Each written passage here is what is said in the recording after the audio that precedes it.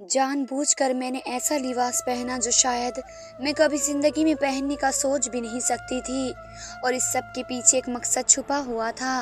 मुझे इम्तिहान लेना था कि मेरा नौकर मुझसे कितना वफादार है। और फिर एक शाम मेरे नौकर ने सारी हदें पार कर दी। जो कुछ हुआ वह मेरे लिए नाकाबिल यकीन था। शायद ये वाक़या या ये कहानी सुनने वालों को कुछ अजीब लगे, लेकिन ये सब कुछ ऐसी दुनिया में होता है और हो रहा है।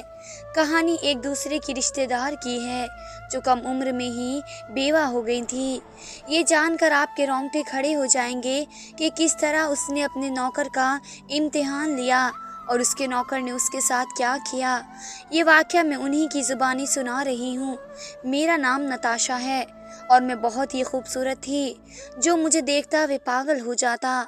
मेरी खूबसूरती के चर्चे सारे ख़ानदान में होते। जो भी आदमी एक दफ़ा मुझे देखता तो वे पल के झपकाना भूल जाता। लेकिन किस्मत के मामले में मैं बहुत ही ज़्यादा बदनसीब साबित हुई। ना ही रुपए पैसों की कोई कमी थी और ना ही मेरे हुस्न में कोई कमी थी। मैं 15 साल की उम्र की थी और कोई भी मुझे अपनी निगाहों से देखता तो नज़रें झुकाना भूल जाता। मैं घर से निकलती तो सारे आदमी की नज़रें मुझ पर जमी होती। मेरी इसी उठान और खूबसूरत जवानी की वजह से मेरे माँ बाप को मेरी फ़िक्र सताने लगी। मेरे माँ बाप वैसे भी जल्दी से जल्दी मेरी शादी करके अपना फ़र्ज़ पूरा करना चाहते थे। दरअसल मेरा ताल्लुक़ एक बहुत ही अच्छी फैमिली से था, जहाँ रिश्ते ज़िंदगी गुजारना चाहते हैं। और मेरे माँ बाप भी मेरी शादी के बाद ऐसे ही एक आज़ाद ज़िंदगी चाहते थे। मेरे माँ बाप ने अपने एक कारोबारी दोस्त के बेटे से मेरा रिश्ता तय कर दिया और 18 साल की उम्र में ही मेरी शादी कर दी और मैं अपने पति के बड़े से बंगले में चली आई। मेरा पति भी बहुत ही खूबसूरत और जवान था। हम दोनों एक साथ खड़े होते तो लोगों की नज़रें हम पर ठहर सी जाती। हर कोई हमारी जोड़ी की खूब तारीफ करता और नज़र लगाता और मैं सोचकर खुशी से पागल हो जाती कि भगवान ने मेरे हिस्से में सारी खुशियाँ लिख दी हैं। अपने माँ बाप के घर पर मैं तन्हाई का शिकार रही थी, मगर अब मुझे अमर की मोहब्बत ने मुकम्मल कर दिया। लेकिन मैं ये भूल गई थी कि आजमाइश भी ज़िंदगी का हिस्सा है। मेरी और अमर की शादी को 3 साल होने वाले थे, लेकिन भगवान ने हमें औलाद की नेमत से महरूम रखा। मेरे सास ससुर हर वक्त औलाद की ख्वाहिश करते और मेरी सास के रवैये में काफ़ी हद तक बदलाव भी आ गया। उन 3 सालों में उनकी मोहब्बत पहले जैसी नहीं रही थी। उनकी हर वक्त यही तमन्ना रहती कि मैं कब उन्हें कोई खुशखबरी सुनाऊंगी और वे खुशी में झूम उठें। लेकिन ये सब मेरे हाथ में नहीं था। औलाद तो कुदरत की तरफ से अदा की जाती है। हर तरह के इलाज के बावजूद भी जब हमारी गोद में कोई खुशी ना आई तो मेरी सास ने अमर से दूसरी शादी का कहना शुरू कर दिया।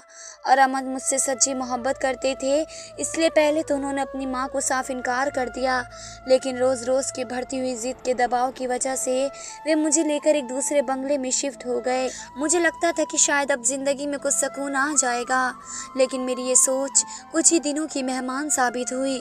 एक दिन अमर ऑफिस से घर लौट रहे थे कि ब्रेक फेल होने की वजह से उनकी गाड़ी का हादसा हो गया और वे वहीं पर ही मर गए। 22 साल की भरी जवानी में मैं विधवा हो गई। इतने बड़े बंगले में मैं अकेले कैसे ज़िंदगी गुजारती, यही सोचकर मैंने कुछ दिन गुजारे और फिर अपने माँ बाप के घर चली आई। लेकिन वे कहते हैं ना कि रुखसत होने के बाद बेटियां पराई हो जाती हैं। बिल्कुल सच ही कहते हैं। लेकिन कुछ महीनों में ही मेरी भाभीयों ने मुझे ताने देना शुरू कर दिया। उनके लिए मैं सिर्फ बोझ के सिवा और कुछ नहीं थी। अपने ख़ानदान के अजीब अजीब लड़कों के रिश्ते वे मेरे लिए लेकर आने लगी। अभी तो मैं अमर की मौत के गम से ही बाहर नहीं आई थी कि दूसरी शादी के बारे में मैं कैसे सोच सकती थी। मुझे अच्छी तरह अंदाज़ा हो गया था कि लोग मुझे चंद दिनों से ज़्यादा बर्दाश्त नहीं कर सकते हैं, जबकि मेरे साथ से उन्हें कोई तकलीफ़ भी नहीं पहुंच रही थी। उनके रवैये को देखते हुए मैंने फ़ैसला किया कि मैं अमर के बंगले में वापस शिफ्ट हो जाऊंगी। तन्हा ज़िंदगी गुजारना इन लोगों के साथ ज़िंदगी गुजारने से बेहतर है, जो मेरे मुंह पर तो बहुत अच्छे थे, लेकिन मेरे पीठ पीछे मुझे सिर्फ अपनी ज़िंदगी से निकालना चाहते थे। मैं अपनी माँ के घर से वापस अपने बंगले में आई। अमर का कारोबार बाबा ने संभाला हुआ था और खर्चे की एक रकम मेरे अकाउंट में ट्रांसफ़र होने लगी थी। मैं शुरू से ही नाज़ों में पली बड़ी थी, इसलिए कामकाज की तो मुझे ज़्यादा आदत नहीं थी। हमेशा नौकर चाकर मेरे आगे पीछे रहे थे, लेकिन इतने दिन बंगला बंद रहने की वजह से सारे ही नौकर काम छोड़ कर गए। अलबत्ता मेरी एक पुरानी नौकरानी मेरे साथ चली आई थी, लेकिन मैं बहुत ज़्यादा बीमार हो गई। उसने मुझसे छुट्टी की रिक्वेस्ट की तो मैं परेशान हो गई, क्योंकि उसके बगैर तो मैं बिल्कुल भी गुजारा नहीं कर सकती थी। मैं कहने लगी, बीबी जी मैं गांव जाऊंगी तो वापस से अपने भाई को भेज दूंगी। वह आपके सारे कामकाज कर देगा और आपका बहुत ख्याल भी रखेगा। मैंने उससे कहा कि पहले अपने भाई को बुलाओ और फिर चली जाओ, ताकि उसे काम की बता सके। वे फ़ौरन मान गए और उसने अपने भाई को गांव से बुला लिया। उसका भाई एक 17 साल का खूबसूरत और एक जवान लड़का था, जिसे देखकर मैं चौंक गई थी। मुझे तो लगा था कि कोई 13-14 साल का बच्चा होगा, लेकिन ये तो अच्छा खासा जवान लड़का था। मेरी नौकरानी ने उसे घर का सारा काम समझा दिया। वे लड़का बहुत ही भला था, बहुत तेज़ी से हाथ चलाकर सारे कामकाज कर रहा था। 2 दिन में उसकी बहन ने उसको सारा काम समझा दिया और उसके बाद वे मुझसे कुछ महीनों की छुट्टी लेकर गांव चली गई। दरअसल बीमार तो वे थी ही, लेकिन अब उसके घर वालों ने उसकी शादी भी तय कर दी थी और शायद वे दोबारा कभी वापस नहीं आने वाली थी। मेरी नौकरानी चली गई और उसका भाई बंगले के सर्वेंट क्वार्टर में शिफ्ट हो गया। ज़्यादा लोग नहीं थे, इसलिए मैं ज़्यादा नौकरों की झंझट भी पालना नहीं चाहती थी। उस नौकरानी के भाई का नाम यश था। अगली सुबह यश नाश्ता लेकर कमरे के दरवाजे पर मौजूद हुआ। मैं रोज़ाना सुबह 10 बजे ही नाश्ता करती थी। मैंने उसे कमरे के अंदर ही बुला लिया। मैं अभी तक नाइट ड्रेस में ही थी और बिस्तर पर लेटी हुई थी। उसे देख कर उठ बैठी। वे मेरा नाश्ता साइड टेबल पर रखने के बाद सर झुकाकर खड़ा हो गया, जैसे मेरे अगले हुक्म का इंतजार कर रहा हो। मैं खामोशी से उसकी तरफ देखने लगी। वे 17 साल का था, लेकिन शायद गांव के हालात ने उसे उम्र से ज़्यादा ही बड़ा कर दिया था। देख भरपूर और बहुत ही बड़ा आदमी नज़र आता था।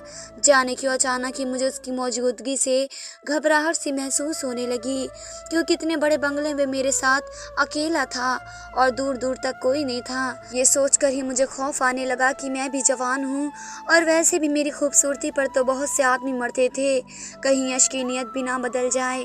मैंने बिना सोचे समझे एक जवान लड़के को अपने पास रख लिया, जबकि मुझे इस बात का ख्याल रखना चाहिए था कि मैं खुद भी एक जवान बेवा हूँ और इतने बड़े घर में तन्हा हूँ।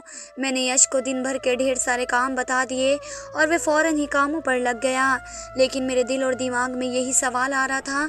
मैंने सोचा था कि किसी भरोसेमंद नौकरानी का इंतज़ाम कर लूँगी और फिर यश को निकाल दूँगी।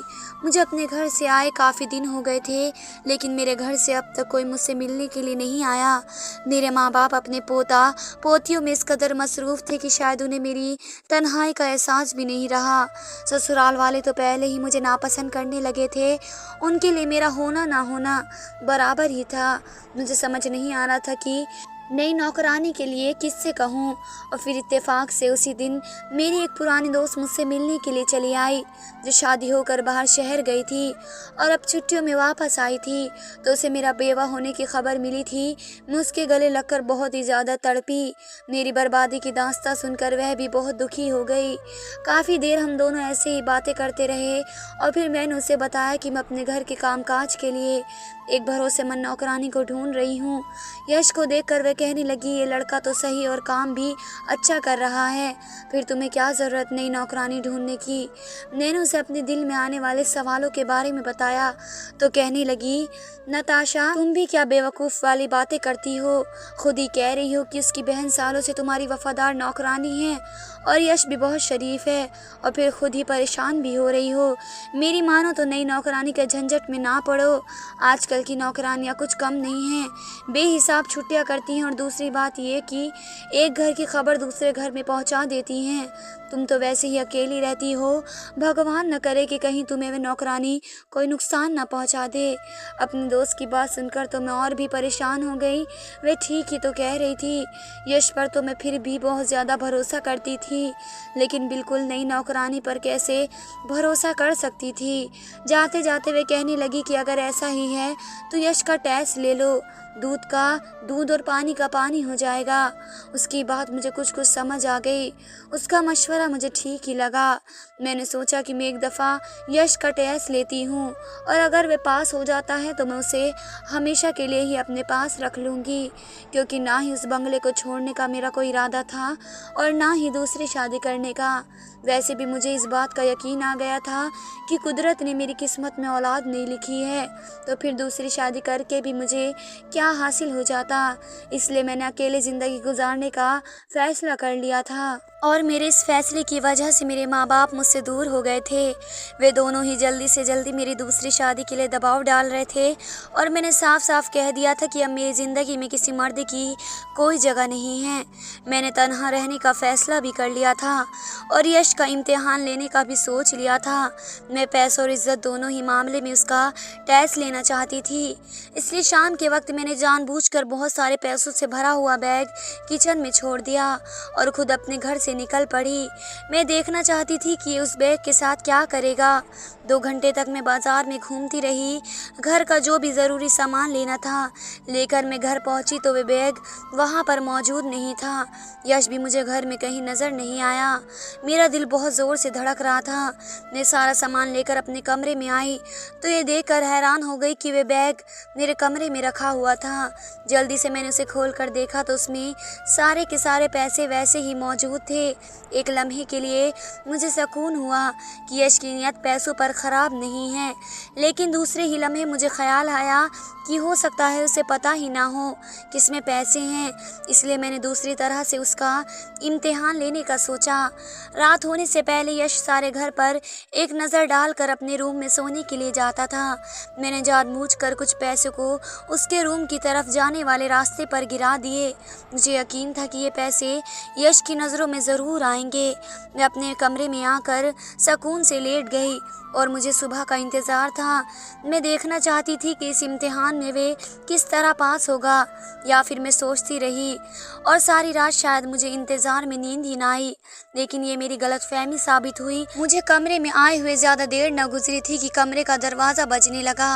पहले तो मैं हैरान हुई, लेकिन यश की आवाज़ सुनकर मैंने उसे अंदर आने की इजाज़त दी। वे सर झुकाए कमरे में आया और मेरे आगे पैसे रख कर कहने लगा, ये ऐसे मेरे रूम में रास्ते पर पड़े हुए थे और ये उनके नहीं हैं। यश की वफादारी ने मुझे हैरान कर दिया कि वे पैसे तकरीबन 2 लाख के बराबर थे। मैंने यश से कहा कि ये पैसे मेरे भी नहीं हैं, तुम चाहो तो ये पैसे रख सकते हो। मैं उसे उसकी वफादारी का इनाम देना चाहती थी। यश हाथ जोड़कर कहने लगा, मैडम, मैं हलाल की कमाई खाता हूँ। मैं नहीं जानता ये पैसे आपके हैं या किसी और के, लेकिन ये मेरे पैसे नहीं हैं, इसलिए मैं उन्हें किसी सूरत नहीं रख सकता। वे खाली हाथ वापस चला गया और पैसे मेरे सामने पड़े रह गए।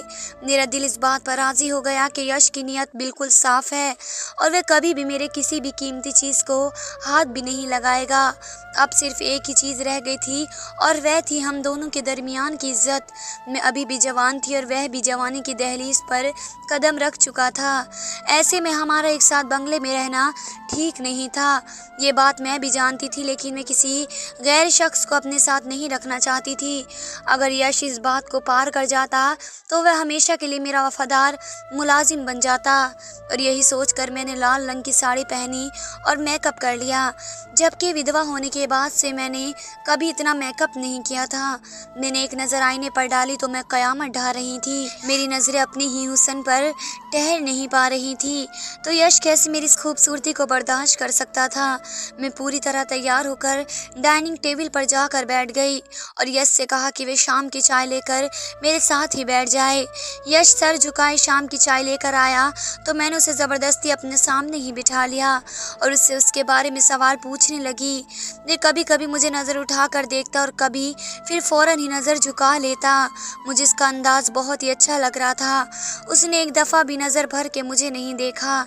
यश मेरे हर सवाल का जवाब बहुत ही अच्छे अंदाज में दे रहा था। ऐसा लगता था जैसे वे इज़्ज़तदार और शर्म हया वाला हो। सच तो यही था कि मैं यश के किरदार से बेफिक्र हो गई थी। वे वाकई एक बहुत ही अच्छा शख्स था, लेकिन मैं कुछ दिन और इसका इम्तिहान लेना चाहती थी। इसलिए हर दिन मैं नए कपड़े पहना करती थी और कभी इसे ड्राइंग रूम में अपने पास बिठा लेती तो कभी गार्डन में। एक दिन रात के वक्त में उसके रूम के पास पहुंच गई और उसे आवाज़ देकर बाहर बुलाया तो वह फ़ौरन ही चला आया। मैं गुलाबी रंग की नाइटी पहनी हुई थी। मुझे यकीन था कि यश मुझे एक नज़र भर कर ज़रूर देखेगा, लेकिन वह आज भी सर झुकाए खड़ा था।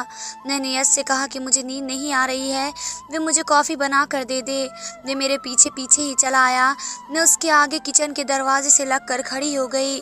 मेरे बाल पूरी तरह खुले हुए थे और मेरी नज़रें यश पर जमी हुई थी, लेकिन वे पूरी तरह कॉफ़ी बनाने में मगन था। उसने कॉफ़ी बनाकर मेरे आगे रख दी और जिस तरह आया था उसी तरह वापस चला गया। उसके इस अंदाज ने मुझे पूरी तरह चौंका कर रख दिया। वे किसी तरह मेरी खूबसूरती से नज़र चुरा गया था। ये बात मेरे लिए बिल्कुल अनोखी थी। शायद मैं मेरा भरोसा जीतने की कोशिश कर रहा था, क्योंकि आज तक मेरी ज़िंदगी में जितने भी आदमी आए वे सब के सब मुझे देखते तो नज़र झुकाना भूल जाते। एक शाम मैंने ब्लैक कलर का खूबसूरत सा ब्लैक गाउन पहना और बालों को खोलकर पूरी तरह तैयार हो गई। मुझे इस बात पर यकीन आ चुका था कि यश मुझ पर नज़र नहीं डालेगा। मेरी सफ़ेद रंगत उस काले लिबास में पूरी तरह खुल रही थी। मैं बिस्तर पर लेट गई और मैंने जानबूझकर यश को कमरे में बुला लिया और वे सर झुकाए कमरे में आ गया था। मैंने उससे कहा कि मेरे सर में बहुत दर्द है, वे मेरा सर दबा दे। वे मेरे करीब आकर बैठ गया और अपने हाथों से मेरा सर दबाने लगा।